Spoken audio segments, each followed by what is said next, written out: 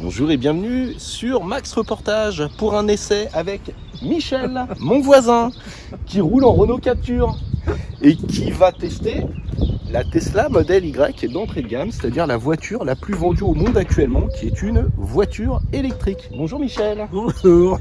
Et vous aviez pas prévu de vous faire interviewer ce matin, dimanche, au Pas pied levé? vraiment, Je vous ai un peu piégé quoi. Oui, complètement. Mais j'ai vu que vous aviez fait du rallye plus jeune, donc j'avais envie de vous faire tester cette voiture électrique. On va y aller doucement hein, quand même. Ah bah on y va doucement, ne vous inquiétez pas, elle est assurée. Hop. Alors pour ce... Déjà on va se mettre une petite ceinture. La marche arrière. Ok, il m'a mis un petit R, on voit pas très bien d'ailleurs, c'est un défaut. Oui, R, si, marche arrière. Oui. Là, marche avant. Et c'est pas mal parce qu'elle voit les trottoirs aussi. Voilà, là c'est bon, on est reparti en marche avant.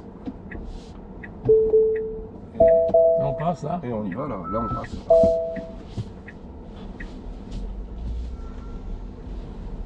Alors la direction, elle est au plus confortable. Et puis je vous ai mis donc en contrôle, vous avez accélération normale, accélération confort. On va rester en normal, c'est bien. Là on a le GPS, c'est parti. C'est fabuleux. Ah oui, Pourquoi? On n'a pas fait 4 mètres. le silence et tout. Par rapport aux captures. Bon, le Captur il est pas très bruyant, mais quand même. C'est un 1,2 litre TCE le capture. Ouais. Et vous avez fait partie des plaignants? Non, mais je suis dedans. Et vous avez vérifié la je consommation d'huile? Ah bah je mets de l'huile tout le temps. Ah, vous rajoutez vous-même de l'huile, vous l'aviez repéré avant déjà. Faudrait renvoyer les bidons à Renault. Oui, oui. Ah bah je leur ai dit, bizarre, je consomme de l'huile. Ah oui, oui, mais c'est normal. Ah d'accord, ok. Bon alors si c'est normal. Tout est normal quoi. Tout va bien. Bon bah là l'avantage si vous voulez sur un véhicule électrique c'est qu'il n'y a pas d'huile, il n'y a pas de piston, il n'y a pas de bielle, il n'y a pas d'échappement, il n'y a pas de sonde. Donc en termes de fiabilité c'est béton. Ouais. En fait l'élément majeur c'est la batterie. Les batteries elles sont garanties 8 ans. Elles se recyclent. Et celle-là elle a des batteries sans cobalt. Dès qu'on lâche l'accélérateur. Ouais, on a beaucoup de freins moteurs. Ah oui, un frein moteur, oui, énorme. C'est le freinage régénératif, en fait, ça va permettre de récupérer de l'énergie. Et vous pouvez aller jusqu'à l'arrêt. Là, si vous levez le pied sans toucher à la pédale de frein, vous allez voir, normalement, en plus, elle détecte les panneaux. Et donc, elle va aller jusqu'à l'arrêt. Donc, en fait, il faut apprendre au début à relever le pied, mais pas complètement. Ah oui, oui. À rouler en laissant le pied sur la pédale. Vous décélérez, en fait, en relevant le pied, mais sans lâcher la pédale. Ah oui, c'est étonnant, ça. C'est agréable d'ailleurs. Ouais, bah, au début c'est perturbant et il y a des voitures électriques sur lesquelles on peut régler le freinage régénératif. C'est-à-dire que vous pouvez mettre plus ou moins fort. Et vous avez même des petites palettes derrière le volant. Et comme vous n'avez pas de vitesse, au lieu de changer les vitesses, vous jouez avec les palettes pour modifier le ralentissement. C'est sympa. Donc là, vous voyez le feu par exemple, vous pouvez peut-être vous le faire sans toucher au frein. Alors là, vous êtes allé un petit peu trop tôt, mais normalement, ça devrait. Allez-y, vous allez voir, ça va le faire. Alors on voit pas grand chose derrière. Ah oui, toujours. Mais vous pouvez faire ça. Quick. D'accord. Oui, mais on voit pas. Oui, on voit pas grand chose derrière. Alors, je vous laisse ça. Non, ça va. Bon alors, c'est parti, feu. C'est tout avec ça quand même.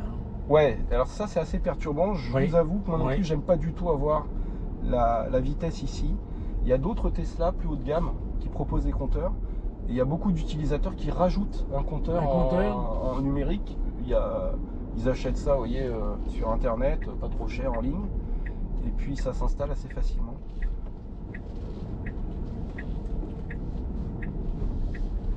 Qu'est-ce que vous pensez de la direction? Elle est agréable. Ouais. Ah oui.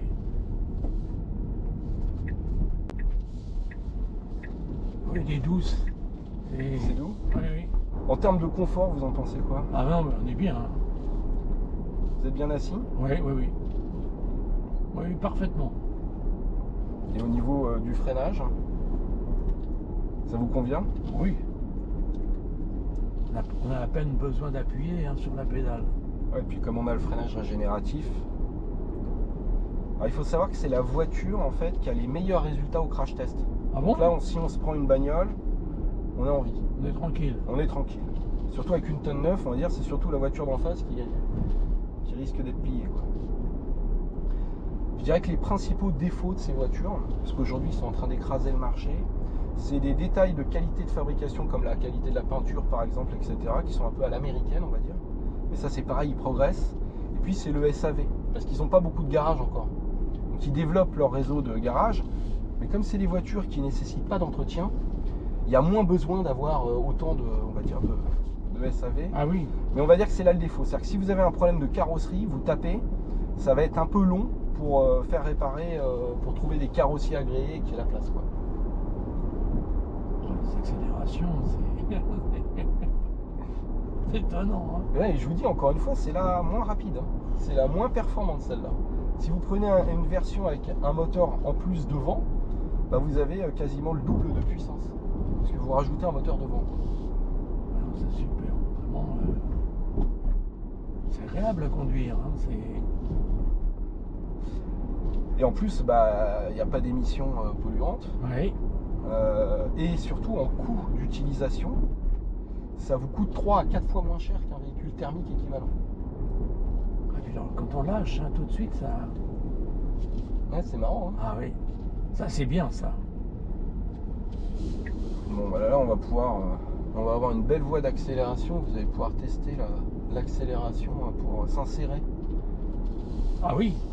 Là, vous allez pouvoir envoyer les watts, comme on dit. C'est pas les gaz, c'est les watts là. Allez Michel, on y va. On y croit. On est limité, hein, attention. Non, bah 110. Non, 90. c'est Pardon. bon. Ah oui, oui, là vous en avez un là. Bah, il est un peu plus long. Oui,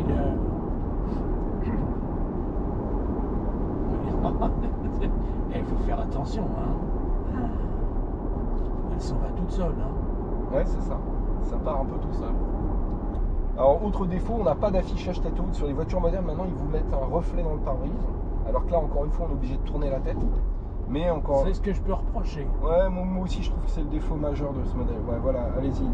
Les reprises, c'est pas mal, hein. Ouais. C'est rassurant quand même d'en Ouais, avoir sous le c'est pied. une sacrée reprise, hein.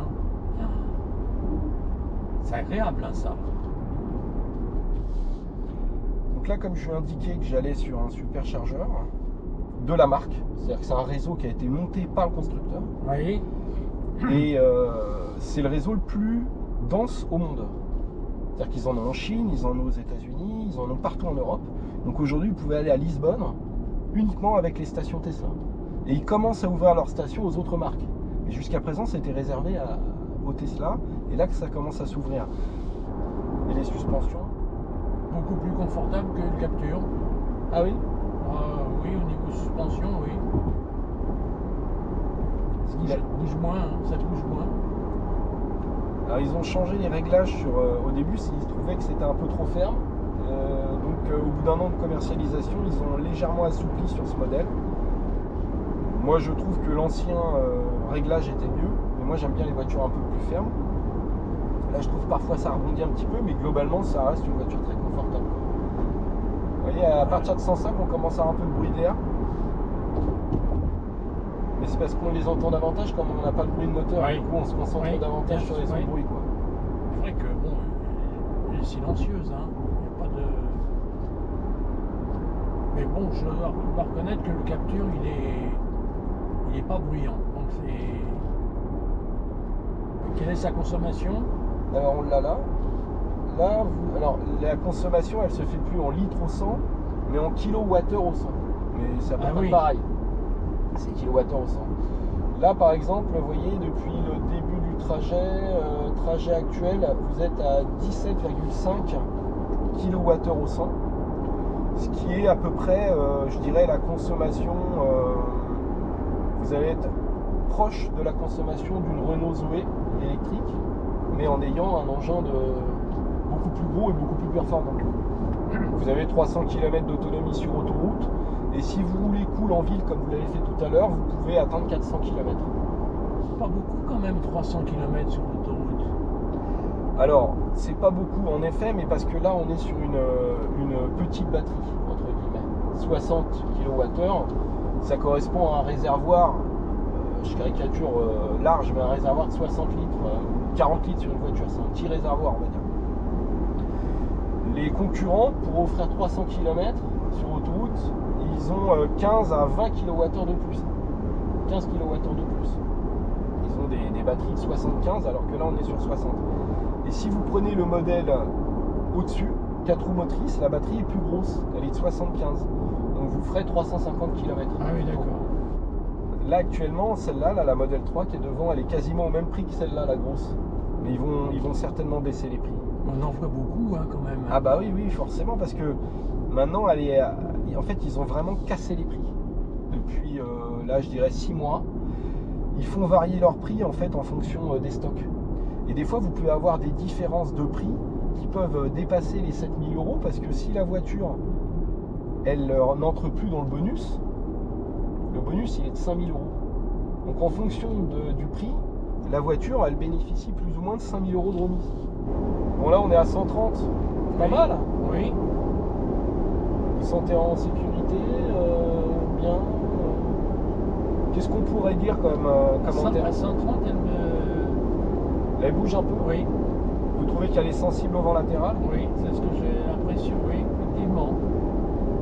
Vous la sentez un peu bouger? Alors, on a un petit peu de vent en effet, et il y a le fait qu'elle soit haute. Et c'est aussi renforcé par les nouveaux réglages de suspension. Ils ont assoupli la voiture et du coup ça la rend un peu moins stable. Mais là je l'ai senti. Hein, ouais. Elle a une prise au vent un peu plus, oui, un peu plus forte. Sachant qu'il y a beaucoup de vent ce matin, attention. Il y a beaucoup de vent. Vous voulez tester le régulateur de vitesse? Mettez un petit coup vers le bas. Ouais, comme ça. Ouais, un petit coup. Allez, hop. Et ensuite, vous réglez votre vitesse ici. Là, vous voyez, 130. Avec la molette, là, vous faites glisser la molette. Oui. Là, je vous la mets à 132, par exemple. Et elle roule à 132. Et elle reste entre les lignes bleues. Oh.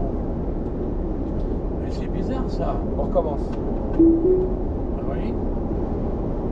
Le problème, c'est qu'on n'est pas encore à 100% sur de la conduite autonome. Oui, dès que je touche un peu. Ah, voilà, vous voyez, il s'est déconnecté, par exemple. Alors que sur une allemande, elle va vous offrir davantage de tolérance, on va dire, sur le volant. Elle va pas couper tout de suite. C'est là, vous voyez, il n'y a que des Tesla, vous voyez, les familles et tout. Effectivement. Puis là, c'est les départs en vacances, il y a du monde. Hein. Un dimanche matin, là, j'avais jamais vu autant de monde à ce superchargeur. Alors, on va avoir de la place au bout à gauche. Vous avez vu le nombre de bornes qu'il y a et le nombre de Tesla? Il y a des voitures étrangères. Hein. Ouais, c'est hollandais. Dans les pays du Nord, ils sont très très friands des Tesla et pendant un moment même, il y a des Français qui achetaient les Tesla, qui profitaient du bonus et qui ensuite, 1 an après ou 2 ans après, les revendaient à des Hollandais et ils gagnaient 3000 € en ayant roulé 2 ans avec leur voiture. Quoi. Ah oui? Ouais. Il y a eu un business comme ça. C'est d'ailleurs un peu scandaleux qu'on ait accordé des aides, des bonus aussi importants sur des voitures aussi chères. Oui, oui. C'est honteux, on devrait accorder ces bonus à des voitures de moins de 20 000 €, mais là... C'était pour lancer le marché et comme il n'y avait pas d'offre en voiture populaire. Alors, on prend ce pistolet là, celui du haut. Ouais, tirez fort. Ça c'est. Ensuite, vous vous approchez. Ils sont un peu lourds. Hein. Voilà. Ensuite, vous appuyez sur le petit bouton qui est là. Il y a un petit bouton là, ouais. Donc ça, vous avez vu, ça s'ouvre tout seul. Voilà, c'est bon là. C'est bon là? Normalement, c'est bon. On a bien mis, ouais. Il nous met quoi là? Il nous met un petit T bleu. Oui. Normalement, il est bien enfoncé. Voilà, vert. Oui. Donc là, c'est bon. Ça charge. Donc on va aller voir à l'intérieur. Pas besoin de rester, vous voyez, à côté de la pompe, debout, à attendre. Là, maintenant, vous faites autre chose, vous faites votre vie. Alors, soit vous allez au campanile ou à l'hôtel prendre une binouse, ce qui est interdit sur l'autoroute, ou soit vous faites un jeu vidéo dans la voiture, parce qu'il y a des jeux vidéo dans la voiture. Donc 28%, et il nous dit donc qu'il reste 20 minutes pour charger à 80%. Alors, il est conseillé de charger à 80%, parce qu'en fait, on va mettre autant de temps pour faire 10-80 que 80-100. C'est comme une bouteille d'eau, en fait. Une bouteille d'eau, il faut réduire le débit pour pas que ça déborde à la fin. Oui. Si vous laissez le débit à fond, ça va déborder, vous remplirez jamais votre bouteille d'eau. C'est pareil une batterie. Donc il vaut mieux faire des arrêts jusqu'à 80 plutôt que d'attendre 100. Et perdre du temps. Là, quand vous êtes à 80, ça vous permet de quelle autonomie? Moi, je dirais 250 km d'autoroute à 130. D'accord. Autoroute à 130, hein. 250, 280. Après, ça dépend aussi des conditions. Si vous êtes, si le relief, si ça grimpe, qu'il fait froid en hiver. Il fait nuit. Là, voilà. En hiver, vous pouvez des fois perdre 20% d'autonomie. Hein. Elles acceptent plus facilement les charges à 100%. Elles se dégradent moins quand on les charge à fond. C'est des batteries plus résistantes, on va dire, un peu moins performantes, mais plus résistantes. Vous avez vraiment plusieurs types de batteries aujourd'hui. Avant, on faisait la distinction entre les moteurs, les V6, les V8, les machins. Là, comme les moteurs électriques, c'est quasiment tous les mêmes. Durée de vie des batteries? Elles sont toutes garanties 8 ans.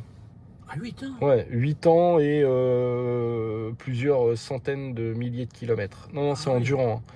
Hein. Voilà, donc là, zoom, je peux faire une visioconférence et j'ai la petite caméra qui est là. Et je suis avec mes collègues au Japon ou n'importe où pour faire ma visioconférence. Ensuite, ici, je fais jeux vidéo parce que je suis avec des enfants. Là, vous pouvez vous faire un solitaire si vous voulez. Mais il y a aussi un jeu vidéo qui est marrant, c'est celui-là. D'ailleurs, je vous invite à tester. Puisque vous jouez avec le volant. Ah bon? Ouais. C'est fou, ce truc-là. Quand je vous dis que c'est un téléphone qui roule, que c'est plus une bagnole. Ah ben, c'est un bureau. C'est ça. Ça peut être un bureau. Ouais. Ouais, on va jouer. Donc là, vous voyez, en attendant, vous faites le jeu vidéo, quoi. C'est incroyable. C'est fou. C'est quoi? C'est un autre monde, hein. Oui. Ah oui, effectivement, c'est un autre monde. Donc là, pour sortir du truc, c'est comme ça, vous voyez. En fait, ça marche comme un téléphone. Il faut avoir un peu les habitudes des... C'est comme une tablette. Oui, c'est ça. Pire que... Enfin, pas pire. Oui, qu'un téléphone, c'est une tablette. Voilà, en fait. c'est ça. Et alors, on peut aussi faire ça. Il y a des trucs un peu rigolos, genre ça, Toybox. Donc là, détendez-vous.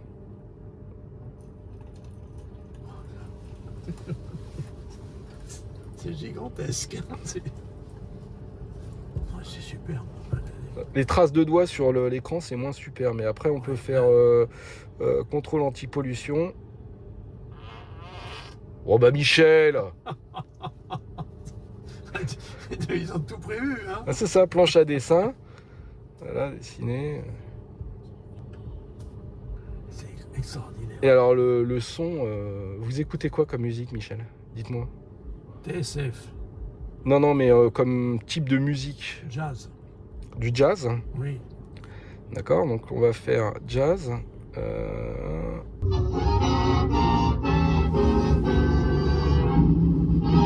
Sacrée sonorité en plus. Hein. Bon bah merci beaucoup hein, Michel encore une fois. C'est moi qui vous remercie parce que effectivement c'est la première fois que je suis au volant d'une voiture électrique. Et c'est la voiture la plus vendue au monde depuis le début de l'année 2023. Et quelle voiture, effectivement. Ah non, c'est sympa. Hein. Vraiment, c'est tout l'ensemble qu'il y a là, c'est invraisemblable. Hein. Bon, on remettra ça la prochaine fois avec une concurrente chinoise. Pourquoi? Parce que c'est les Chinois qui sont les mieux armés aujourd'hui pour concurrencer. Vous n'en aviez pas une de l'autre fois? Si, j'en avais une MG4, ouais. Ah, c'est ça, hein? Ouais, j'avais une MG4 la dernière fois. Et parce que celle-là, par exemple, cette Tesla-là, elle est fabriquée en Chine. Elle est fabriquée à Shanghai. Et le fournisseur de batterie, il est chinois. Mais Tesla a aussi une usine à Berlin et 2 usines aux États-Unis. Bon bah merci encore Michel. Oui. Et moi je vous invite à vous abonner à ma chaîne YouTube Max Reportage. D'accord, ok. Merci encore. Merci.